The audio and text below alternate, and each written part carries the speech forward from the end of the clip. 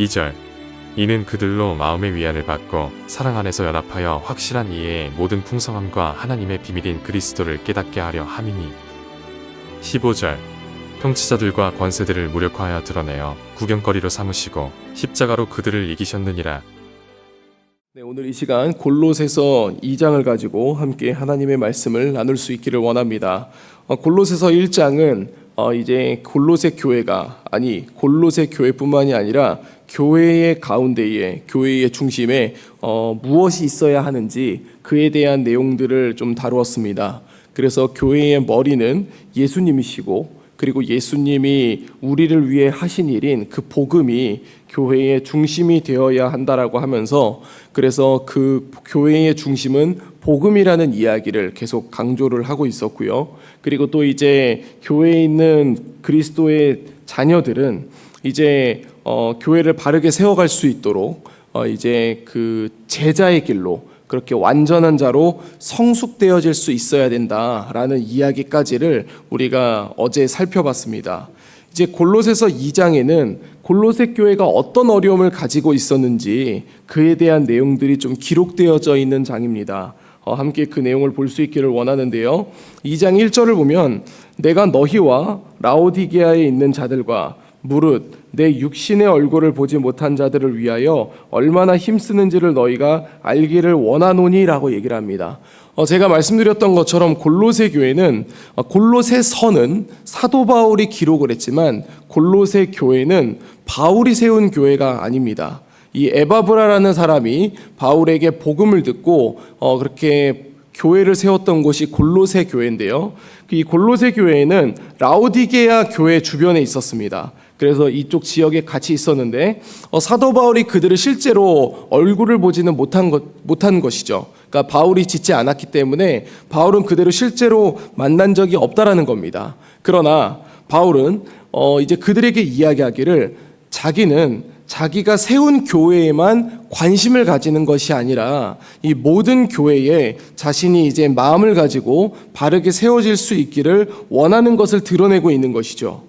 그래서 내가 이제 당신들의 교회를 세운 것은 아니지만 당신들을 위해서 얼마나 많은 마음을 가지고 있고 당신들을 위해 힘쓰고 있고 당신들을 위해 기도하고 있는지 당신들이 알기를 원한다라고 말합니다. 그러면서 2절은 이는 그들로 마음에 위안을 받고 사랑 안에서 연합하여 확실한 이해의 모든 풍성함과 하나님의 비밀인 그리스도를 깨닫게 하려 함이니.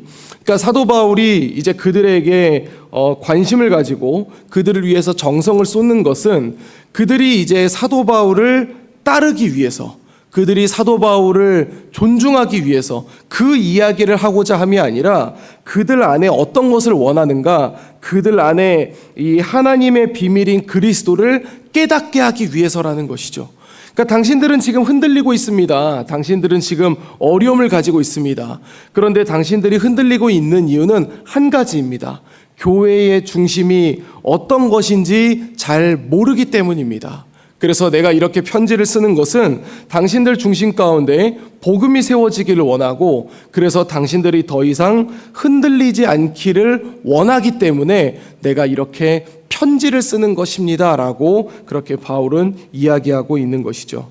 그래서 3절은 이야기합니다. 그 안에는, 그러니까 예수님 아니죠, 예수님 안에는 지혜와 지식의 모든 보화가 감추어져 있느니라. 그래서 4절, 내가 이것을 말함은 아무도 교묘한 말로 너희를 속이지 못하게 하려 함이니.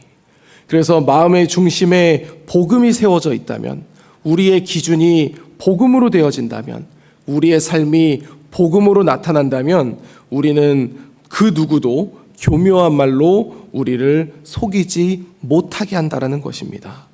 그래서 이는 내가 육신으로는 떠나 있으나 심령으로는 너희와 함께 있어 너희가 질서 있게 행함과 그리스도를 믿는 너희 믿음이 굳건한 것을 기쁘게 봄이라 라고 그렇게 얘기를 하죠. 그래서 6절과 7절을 보면은요, 그러므로 너희가 그리스도 예수를 주로 받았으니 그 안에서 행하되 그 안에 뿌리를 박으며 라고 얘기합니다. 계속해서 바울은 강조를 합니다. 예수님이 당신의 뿌리가 되어야 됩니다. 예수님이 당신의 중심이 되어야 됩니다. 그러면서 그렇게 세움을 받아 교훈을 받은 대로 믿음에 굳게 서서 감사함을 넘치게 하라고 얘기를 하죠. 그래서 8절부터 23절까지는 이제 골로새 교회를 힘들게 하고 있는 것이 무엇인지에 대해 보여주고 있습니다. 8절을 보면 누가 철학과 헛된 속임수로 너희를 사로잡을까 주의하라. 그러니까 그 당시에는 이제 1세기에는 이제 지혜, 그러니까 우리 시대는 사람들이 굉장히 막 돈돈 하지 않습니까? 근데 그 시대에는 지혜를 굉장히 많이 가치 있게 여겼습니다. 그래서 많은 철학들이 이때 이제 많이 생겨났는데요. 그래서 철학과 헛된 속임수로 너희를 사로잡을까 주의하라라는 것이죠. 그러니까 그 사람들이 이야기하는 철학은 예수님의 복음과는 차이가 있다라는 것을 이야기합니다. 그러니까 우리 시대로 이야기하면 이 시대에 많은 종교들이 있고 사람들이 따르는 것이 있지만 그것과 우리가 믿는 예수님은 다르다라는 것을 분명하게 얘기하고 있는 것이죠. 그래서 너희는 그것에 사로잡히지 않게 주의해야 되고요. 그리고 이것은 사람의 전통과 세상의 초등학문을 따름이라라고 얘기를 합니다. 그러니까 이것은 이제 정말 가벼운 거라는 거죠. 하나님의 진리와 하나님의 사랑과 그리고 하나님의 섭리 안에서 볼 때에 이것은 초등학문과도 같은 너무나도 작은 그런 이제 원리일 뿐이라고 그렇게 얘기를 합니다.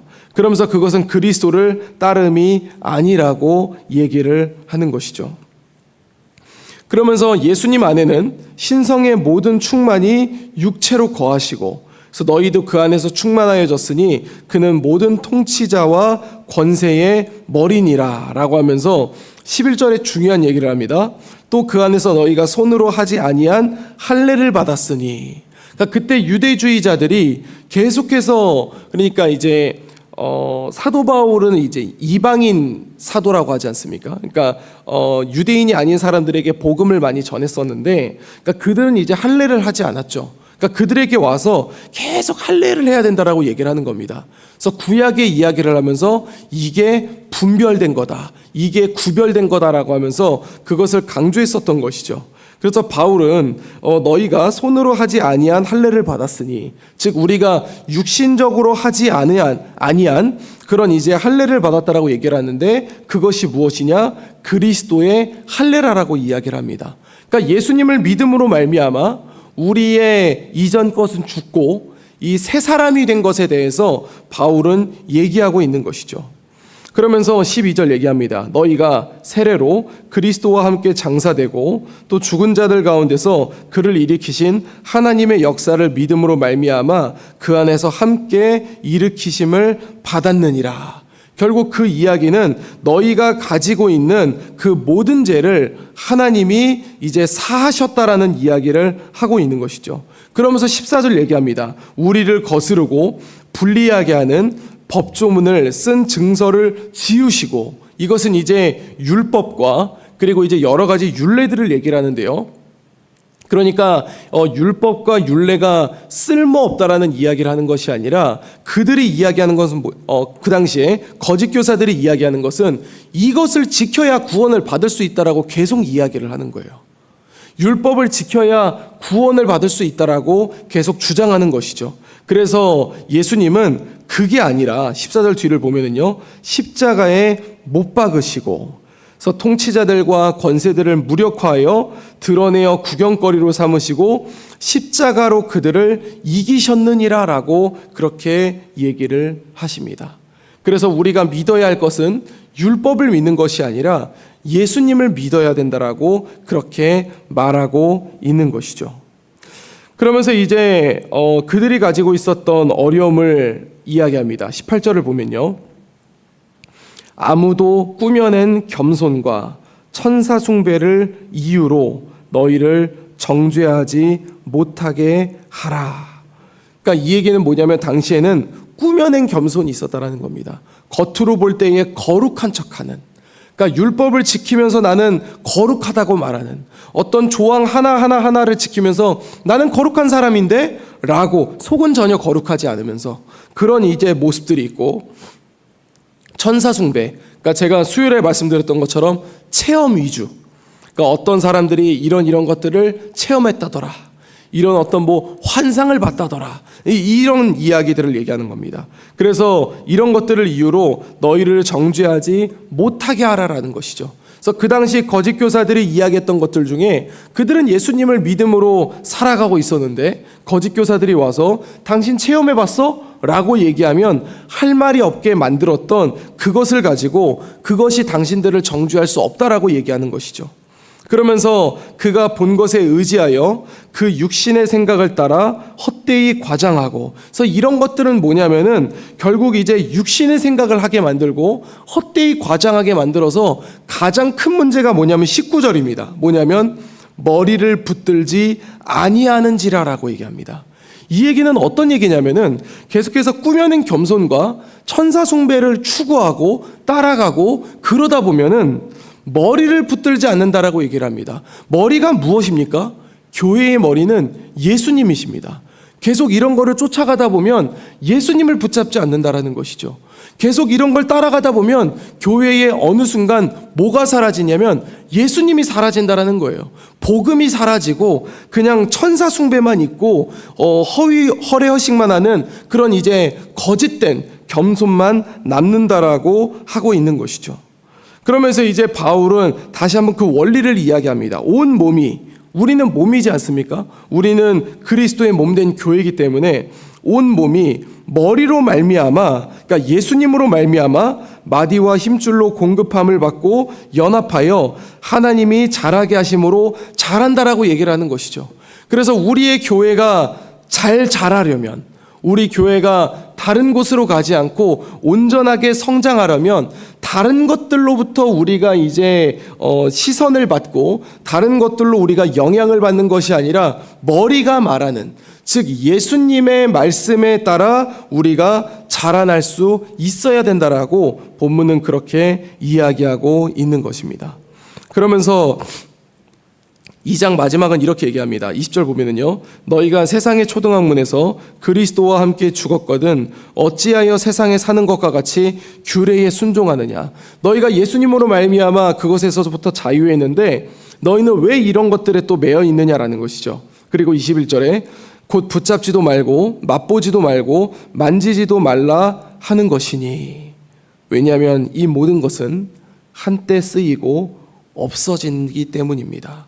그러니까 그 당시에 전 세계를 강타했던 지혜, 즉 철학적인 그런 부분들은 그때 당시에는 없어지지 않을 것 같았던 그런 문화와 사상이었지만 지금은 전혀 그런 게 없습니다. 사라진다는 것이죠. 그때 당시에 로마 제국은 절대 무너지지 않을 것 같았던 강력한 제국입니다. 그러나 지금 우리는 로마 제국 안에 살고 있지 않다라는 것이죠. 한때라는 겁니다.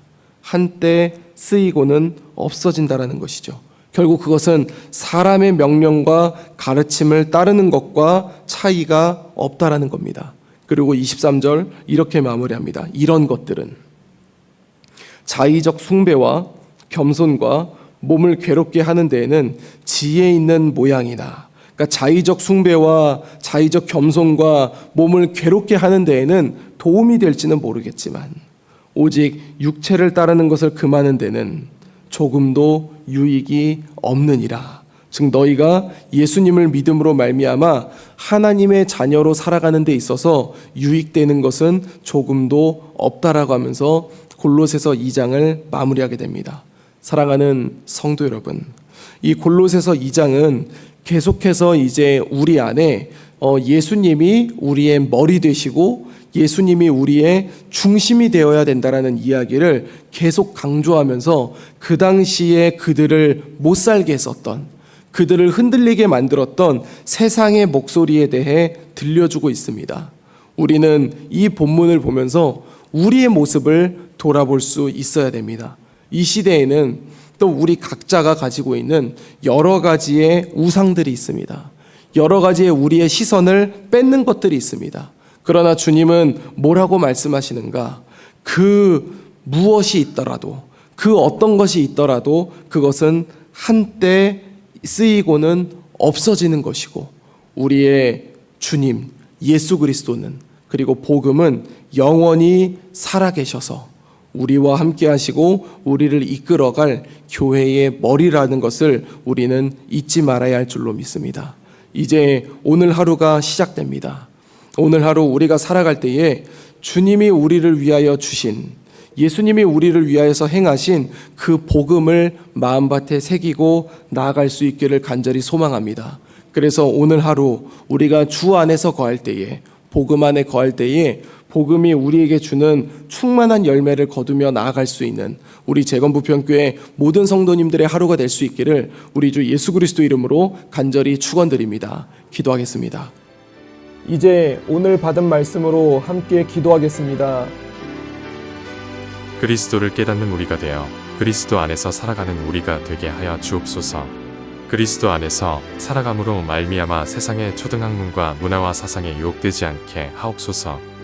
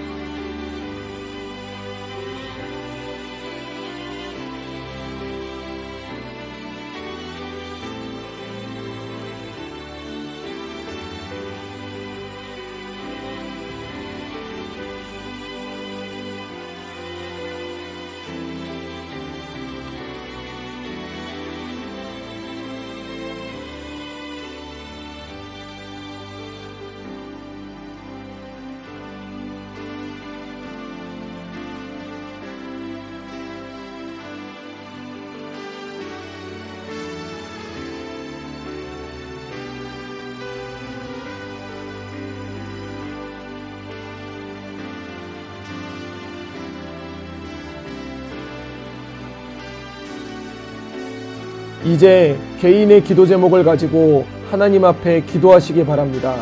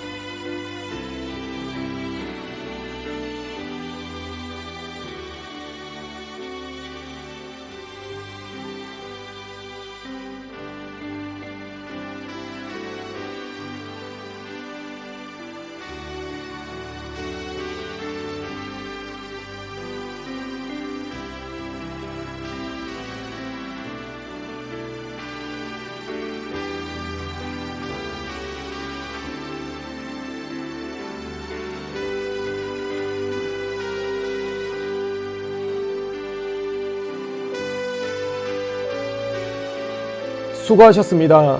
오늘도 하나님의 인도하심 가운데 승리의 하루를 보내시는 우리 재건부평교회 모든 성도님들이 되시기를 주님의 이름으로 축복합니다.